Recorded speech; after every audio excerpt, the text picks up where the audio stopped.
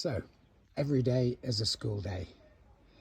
My apologies to those that I've suggested that on these AZE0 cars with the electric lock, there isn't a manual release. I'll show you what I mean by electric lock, because the ZE0 has no locking mechanism for their charge port handle. What you have to do is put a padlock into the hole there on the top of the handle. On the AZE0, which is the ones with these square tops on the motor inverter assembly, you will have the electronic switch here on the dashboard, two switches. One which you press, it releases the charge port flap. The next one next to it, you can either have the charge port head locked in automatically or manually, or if it's in the central position, not locked in at all.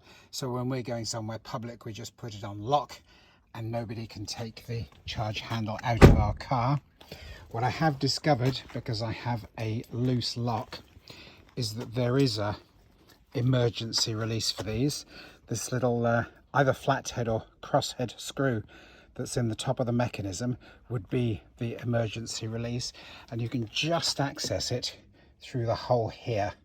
Now what I'm going to do is take this plastic cover off, because there's only a few clips holding it down, and that will show you more clearly how it looks inside the vehicle.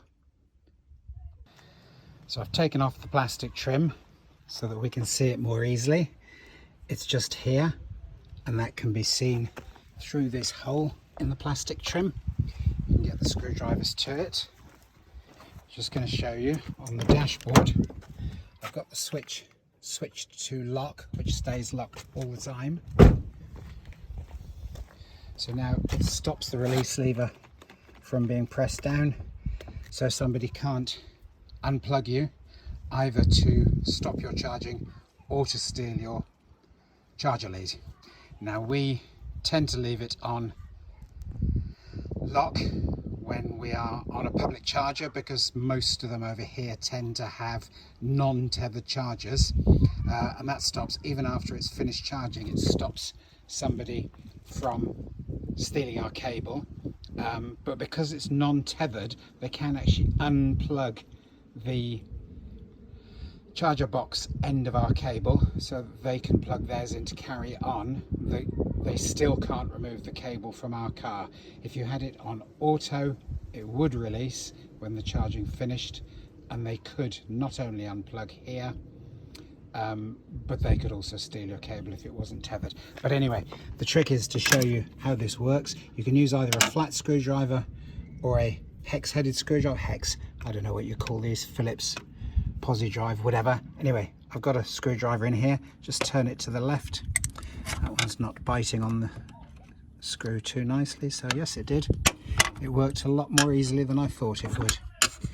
So with the little screwdriver end, I believe there's a tool in the toolkit that does this, which on the earlier cars was also used for releasing the electric handbrake if it had it. But anyway, dashboard is still locked. So is this, so it hasn't turned. Excuse me, warts and all display this. And now the screws come undone. It's not going to be my day, is it?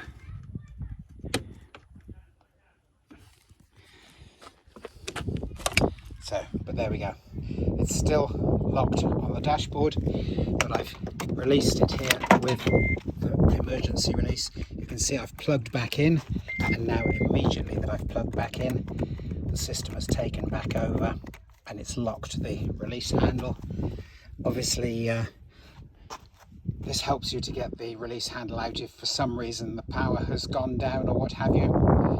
But yeah, you can release these in an emergency using the hole in the top of the black plastic, which is about here, so that you just turn the screw that's inside. There we go.